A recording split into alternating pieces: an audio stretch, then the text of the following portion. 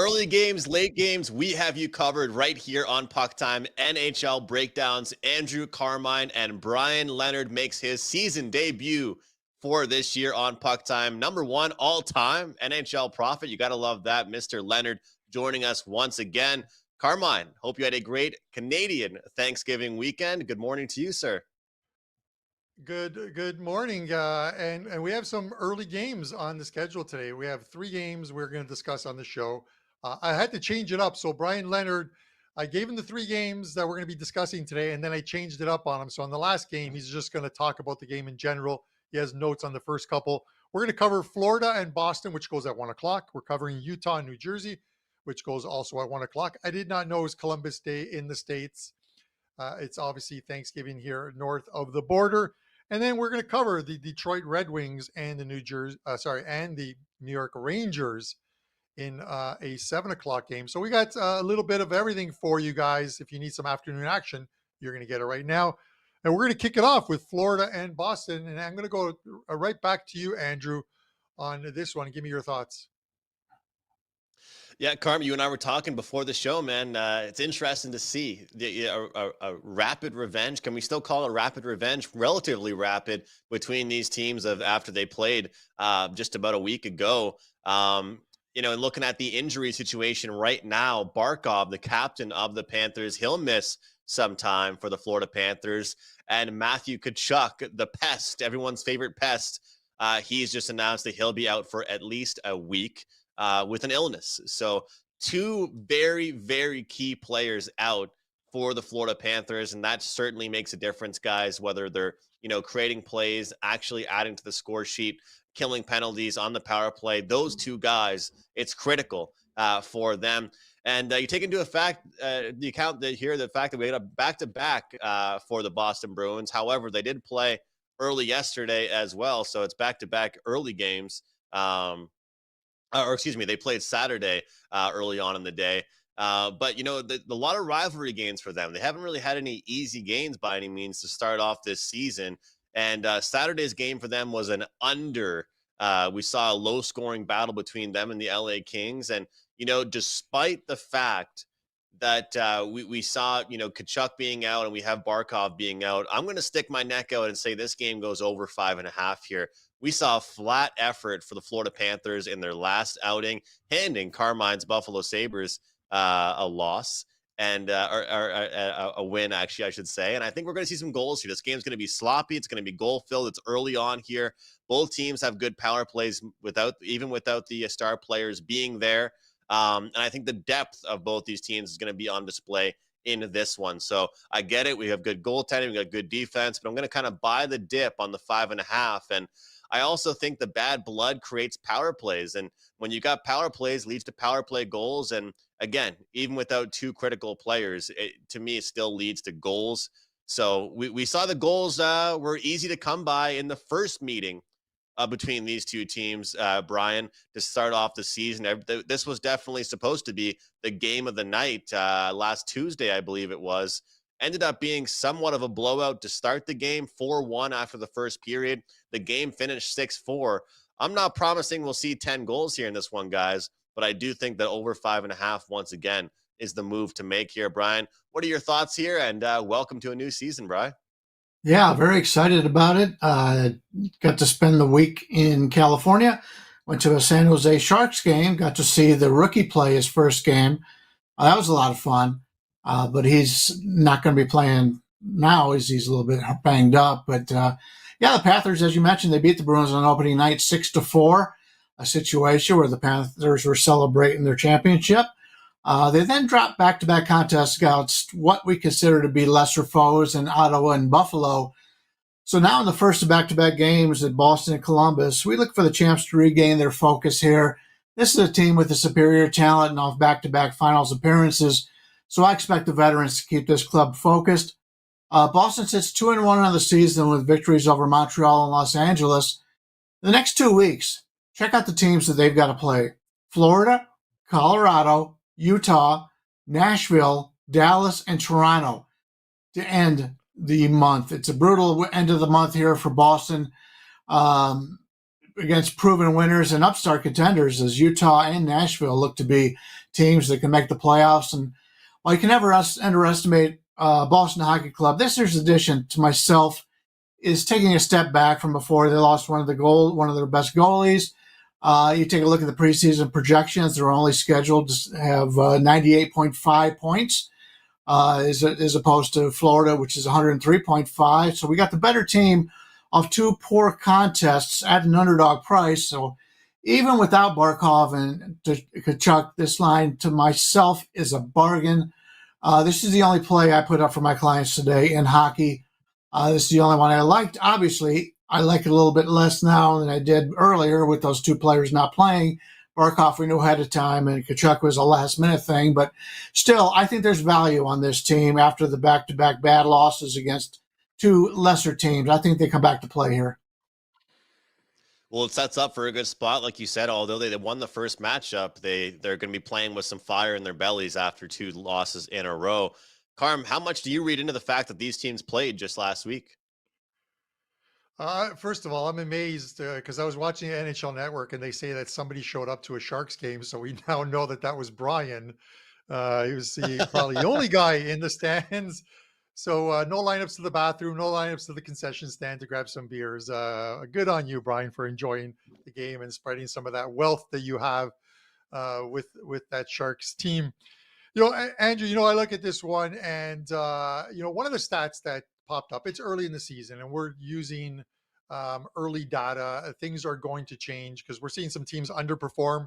We're seeing some teams overperform right now, but the data eventually evens itself out. But you look at it, the first period overs for these two teams combined is 5-1. Now, take into consideration one of each of those was the first game that they played on banner raising night. So still combined 5-1 to the over. It's a pretty good number, and it is minus 25 cents on the over. You never see a price that low, but we're seeing those prices normally. And I talked last week about a lot of those first period overs seem to be hitting. There was a stretch, I think, over 2 days where it went 10-4, which is, even with about 130 VIG, you're still profiting if you're just blindly betting them. And I don't advocate that. But I like the Bruins in this spot. They just play so well at home. They're a tough team. In their President's Trophy season, they were a tough team to beat at home. Last year, they regressed and finished with 109 points and still were a tough team to beat at home. And this is a Florida team that, they're missing, like we said, they're missing Barkov. They're missing Matthew Tkachuk, two players that are key components of this team. They still have a very good team that can still grind other teams into the ground. But the Bruins minus 135. There's not many times I want to lay chalk against the Florida Panthers, but this is probably one, a little bit of a revenge spot for them for that opening night where they didn't give up. They could have given up in that game, made a game of it late. Give me the Bruins here in the early matinee, minus 135. And I'll probably sprinkle on that first period over, Andrew. I know you like the full game over. I'm going to give the first period over a shot. And maybe the defense are still asleep at 1 p.m. We'll see. Well, the gloves are off at center ice. Brian and Carm already throwing jabs at each other. We're only on Monday here, just starting the week off. All right, guys. Some early games and some late games here in the NHL today. Guys, we're overwhelmed by the support to start the season off last week on PuckTime. Do us a favor. Hit the like button if you are enjoying these shows. Subscribe to our channel. It's growing big time every single week. And comment to let us know what you're betting on. We're all curious. We want to hear from you guys. I love hearing about the props, especially what you guys have for us. So let us know. And again, you can find all three of us over at WagerTalk.com. Okay, Carm, we were talking about it the other day, you and I, about Utah, man. The Utah Hockey Club, soon to be named, hopefully, the Utah Yeti. The funny thing about this team, guys, is that realistically, they didn't change their roster that much. The only thing they changed is where they were playing. And all of a sudden now they're a respectable hockey team because they're playing somewhere else. And now they're on the road playing some pretty good hockey too. This team had some promise coming into the year. Last year, they were some underdog tickets, that they cashed. And you got guys like Clayton Keller. Dylan Guenther is on fire. What does he have? 4 or 5 goals already? This is a team that scored 5 goals against the Islanders, 6 goals against the Rangers, and 5 goals against the Blackhawks. The question we asked ourselves, is this going to be the spot that they falter a little bit here? And if they do, is this going to be the spot that, they give up a ton of goals or they kind of come out flat? How do you feel about the price overall? And Carm, I've been loving the team totals. And to me, there's one way to go in this game. And it's actually not the Devils team total. It's Utah's team total. I got to learn to ride the wave a lot more. And, one thing last year I didn't do was find a team on a streak, and I just didn't jump on them a little bit. And right now for this Utah team, you can get over 3.5 plus 150, over 2.5 minus 150. I think this team is going to get to 2 or 3 goals, or 3 or 4 goals. And as of right now, they're a team that I trust to score goals. So it might be a flat spot. It's an extended road trip for them. But as of right now, their team is scoring, and I don't want to get in the way with it. What do you think here? Devils, Utah. Yeah, they looked very good, or the New York Rangers looked really bad. The Rangers didn't help Shesterkin in goal at all in that game. It's not often you're going to see Shesterkin allow 6 goals. And like even on the game winner in overtime, Keller behind the net, he watches the New York Rangers skate away, and he just comes out in front of the net and just goes top shelf where Mama hides the cookies to win that one. It is they're playing exciting hockey. You know what I mean? I think when you look at Utah, you want to think that they're a new franchise. They're not. They're a rebranded team playing in a new city in Utah, but these are NHL players. These are guys who they're off to a great start, and they're loving it. They're loving life. And there's something about streaks, Andrew. You get on them early. I didn't get on the Utah streak. I'm not sure whether it ends tonight or not. The one thing that has continued for Utah is quick starts to games. 3-0 to the over in the first period. And that's why that one is at 60 cents as opposed to the first game we talked about where it's at 25. And you look at even the Devils, both games since returning home from Prague. In Prague against the Sabres, the first period overs went 1-1. Since returning home, the first period overs have gone 2-0 in their games. And we know New Jersey last season, we know, I said it over and over again, this is a team that doesn't start well in the opening 20 minutes of a game. It is something they need to change. And it looks like for the most part, they have, but we'll see it in this one. In their first true home game of the season, they weren't sharp against the Toronto Maple Leafs and lost that one. Now they got a Utah team coming in that are scoring goals. If they're not sharp, Utah's going to get on them early and are going to score early in this one. I like this first period over. I don't mind laying a bit of vig, and I'd probably look at the full game over as well too, 6.5. It's tough to see a team scoring 5 and 6 goals and think all of a sudden that that the Devils are going to shut them down. Luke Hughes is out, Pesci's out, so a couple players missing still for this Devils team. Give me the first period over and give me the full game over. I'm going to sprinkle on both of those ones tonight and see if I'm going to go mano a mano with my man, Brian Leonard. Brian, what do you like in this game? You spoke about Phoenix moving to Utah. Keep in mind, the Phoenix Stadium was only a 5,000 seater, and a lot of people couldn't afford season tickets there because they raised the price so much. But most of the times that I've watched their games, in fact, I've been to that stadium there, the Mullet Arena, there was more road fans than there was home fans. And if you're a fan of the Raiders here in Las Vegas, you see this all the time. Last 2 weeks, Cleveland and Pittsburgh dominated the stands, and that's what we're going to see when they're playing in Phoenix. But now they go to a team, not only a different city which has a normal-sized arena, but a team that's excited about hockey. So their home games, I think, at least through the first half of the season, are going to be a big home advantage for Utah. They've gotten off to a great start. They've been a big surprise thus far. Off-season move really has gone really well for this franchise. The offense has been especially good, scoring 5, 5, and 6 goals so far, the latter 2 coming in overtime. We don't think much of the Blackhawks or the Islanders, but that 6-5 victory over the Rangers certainly opened some eyes. This is the second of 4 straight road games for Utah, and New Jersey's a team I really like this season. I'm looking to back them just about any chance I can.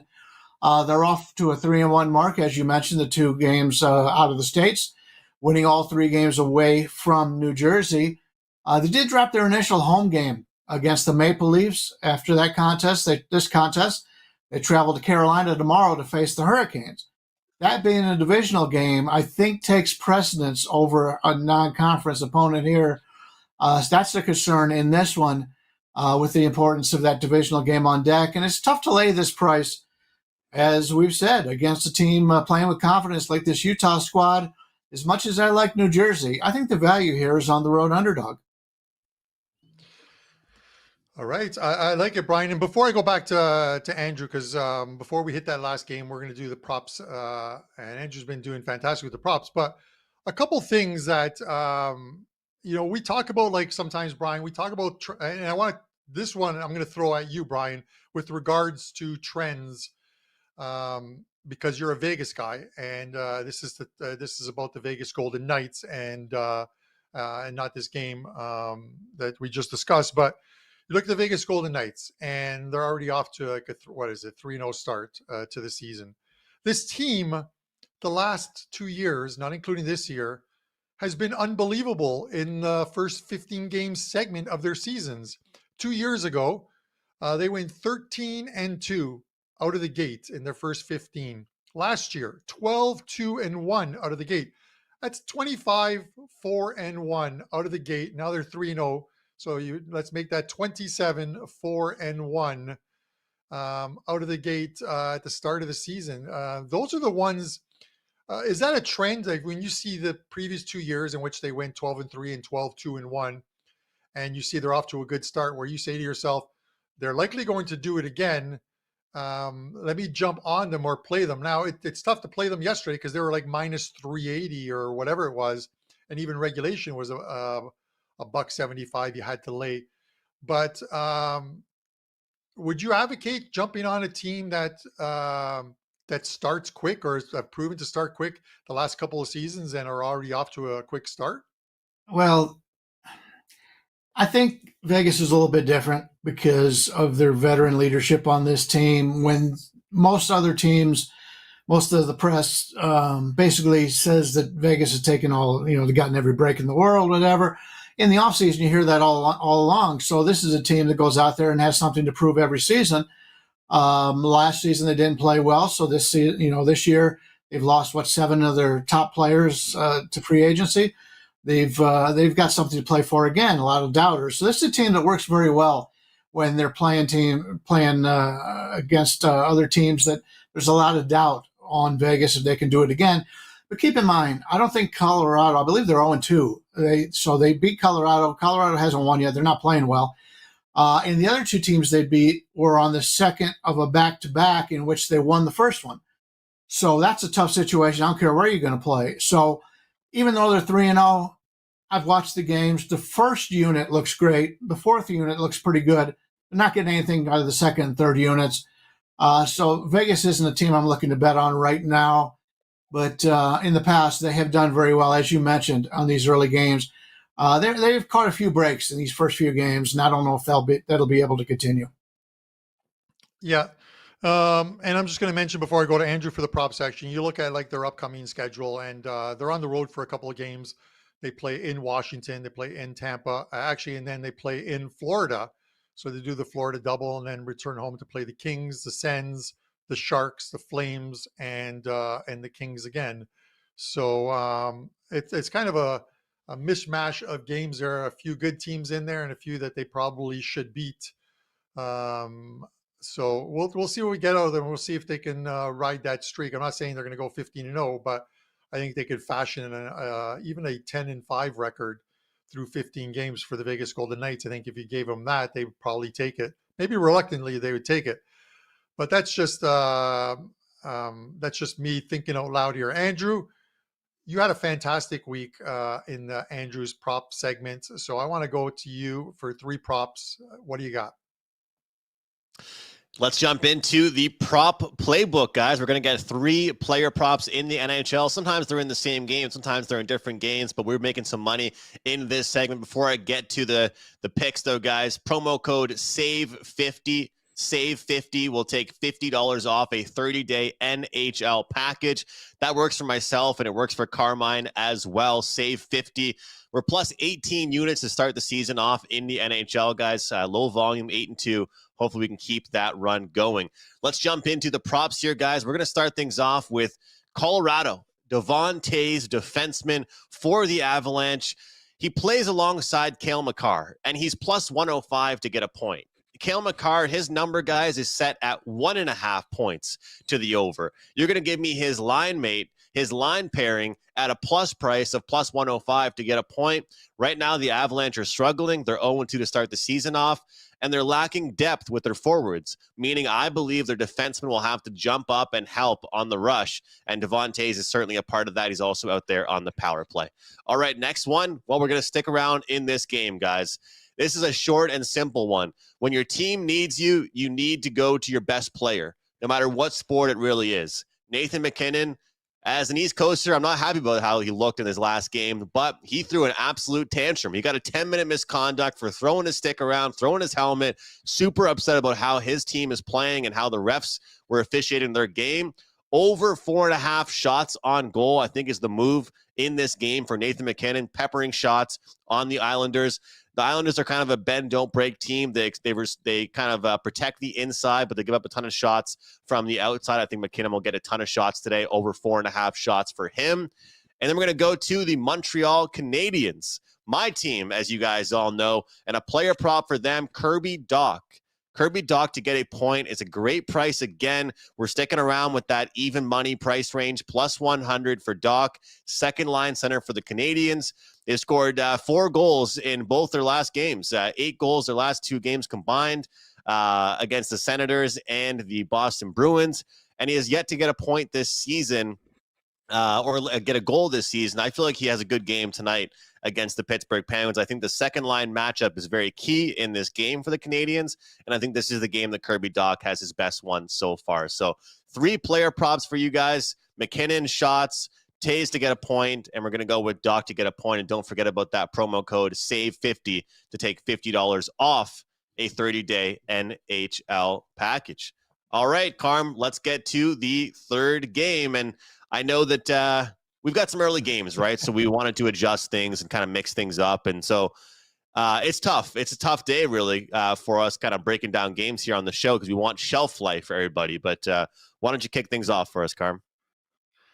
It's my fault. I posted these games yesterday, not knowing that, again, it was Columbus Day and that there was 3 1:00 games. But thankfully, Brian Leonard said, don't worry, change up the last one. I'll just give you some thoughts on the top of my head. Listen, if someone told you, Detroit and the Rangers were playing tonight, and one of the goalies was coming in off a shutout while the other one allowed 6 goals, you would think it was 37-year-old Cam Talbot that allowed the 6 goals and not Shesterkin. But Talbot gets the shutout after they lose their first game of the season. I have to figure the Rangers off that game were read the riot act and at the morning skate. Shesterkin's confirmed. Talbot's not confirmed as of yet. But I'm just going to pull the Don Buster, as I call it, if he's watching from Mexico and has power and internet. I'm pulling the Don Buster, and I'm going with the first period, expecting the Rangers to come out and be much better in this one. Lay the handicap on the Rangers. Rangers -0.5 plus 135 is my play here. Look for the boys to come out and be much better in front of Shesterkin. They left him alone, like Tom Cruise on Castaway. They left him on the island alone. They won't do that tonight. Give me the Rangers a first period. Bri, thanks for covering this game. I know you didn't make notes on it, but give me your thoughts on this one. Well, first of all, Tom Cruise wasn't in Castaway. Oh, sorry. Tom Hanks. Tom Hanks. On an island. But no, it was not him. Yeah, I feel very much the same. I think this Detroit team is pretty good. I used them the other day as a nice underdog. Worked well for me. Problem is, I think I've used 2 favorites this year and they weren't this high of a number, but neither one of them won for me. That's the concern you have early on, is because we really don't know. We think we know how good these teams are going to be, but we really don't know. And we see this every single year. Remember last year with Edmonton? Remember this year with Edmonton? They've gotten off to another bad start. We know how good they could be, but some of these teams just get off on bad streaks and it takes them a few games to get going. That's my concern here. This is not a bad Detroit team, and I'm with you. The Rangers, you would think this is the spot for them, and they will come out, and they probably will. The line's telling you that. But I'm not willing to lay this type of number into this Detroit team. The Rangers are good. The Rangers are a very good team. But at this point in the season, until I see them playing a little bit better hockey, I don't want to lay this number.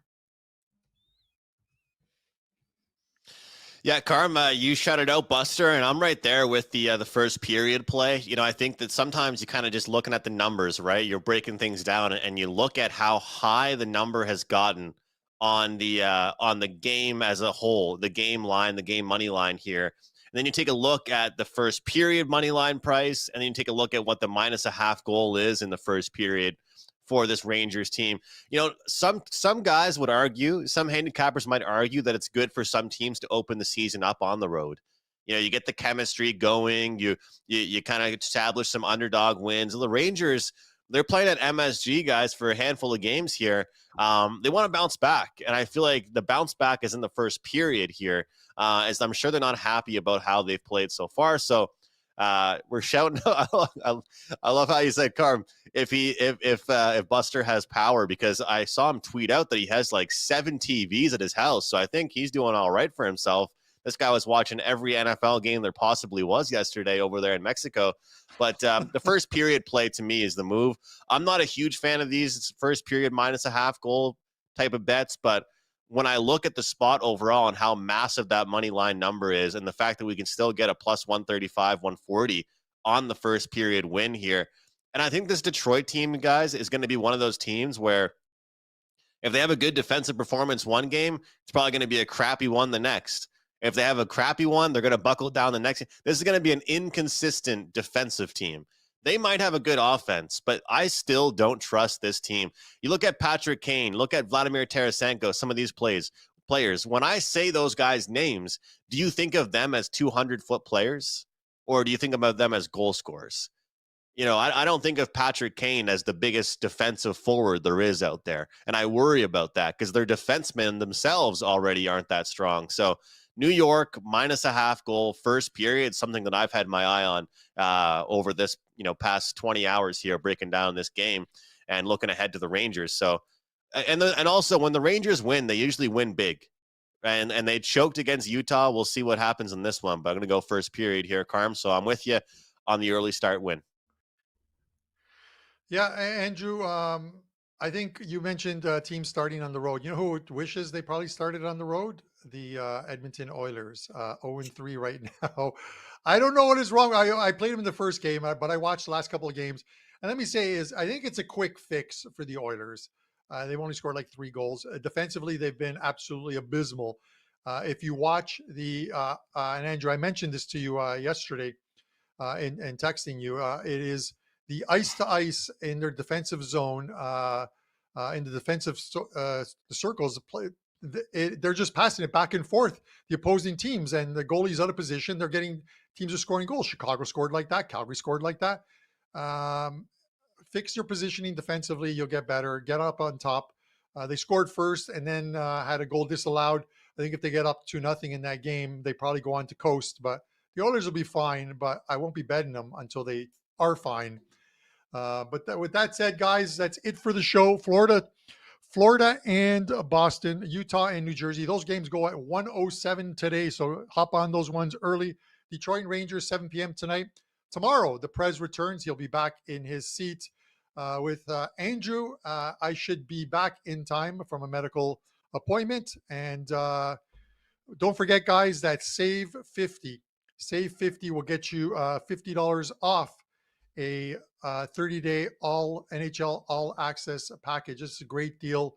It is now heating up. It is NHL season, guys. We appreciate you guys tuning in. Hit that like button if you haven't already done so. Subscribe. Over 178,000 subscribers and growing each and every day. And we appreciate you Pucksters in the chat each and every day. Guys, for myself, Brian Leonard, Andrew McInnes, and our producer, Dan Alexander, thanks for tuning in to Puck Time. We'll see you on Tuesday.